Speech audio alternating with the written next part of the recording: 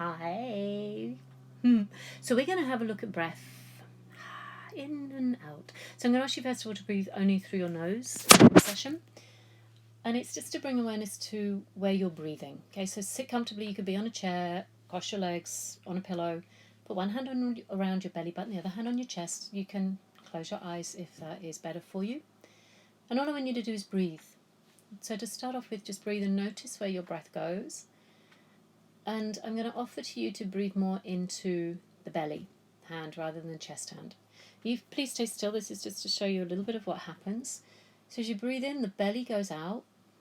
I'm not forcing it out. It just happens to go out because that's how the body works.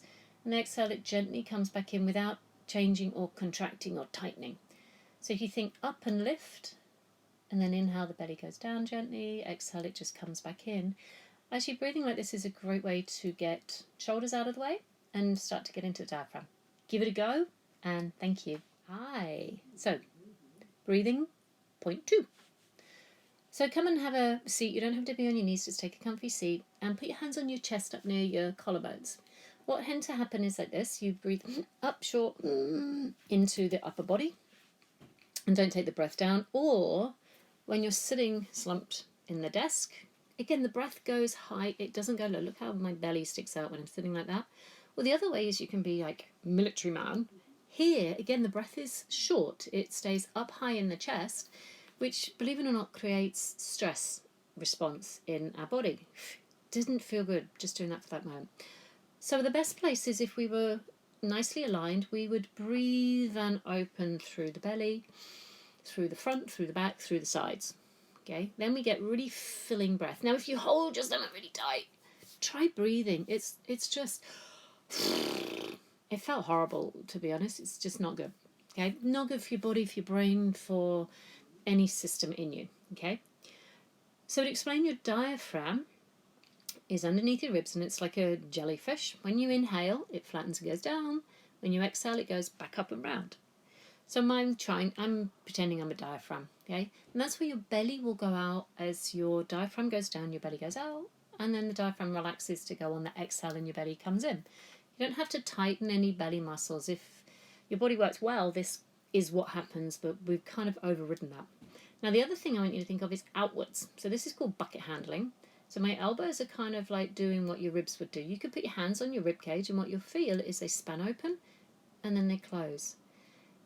With gentle, relaxing breath, we don't need to force any muscles to work, okay? They will happily do it for themselves as we think of opening sidewards, okay? So 3-dimensional, that's how we want to breathe to get the most air into our lungs, which is great for giving us the oxygen we need, especially if you're an exerciser. So you can inhale and open, exhale and close, just to get a bit more movement into you. Nice little hug there. And it's worth taking some time to really work with the breath, because you'll just feel better, calmer, and thanks for joining me. Hi, breath number 3, okay?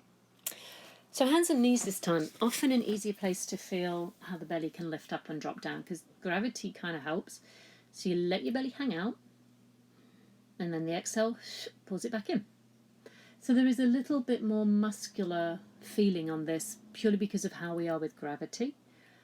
So if you struggle to find the drop and the lift, then this is a good place to come to it. Then we're going to add the movement. So the exhale goes around back. Great stretch if you inhale comes, arch back, head goes up, tail goes up. Now if you notice, when I go round back, the stomach goes in first. So this is a little bit more of a forced contraction than a relaxed breath. But it's to help my breath and my body coordinate together. And take a moment to go back into child's pose, which now you can't push your belly out because it's probably on your legs. Put a pillow there, it's quite cool. And you want to breathe into the back of the body, which if you're prone to a tight back, this is an awesome place to release the lower back. Arms could be forward, arms could be by your sides. And you just breathe, let your hips be heavy down into your heels. And just calm breath. Feels great, like I say, especially if you've got tight back.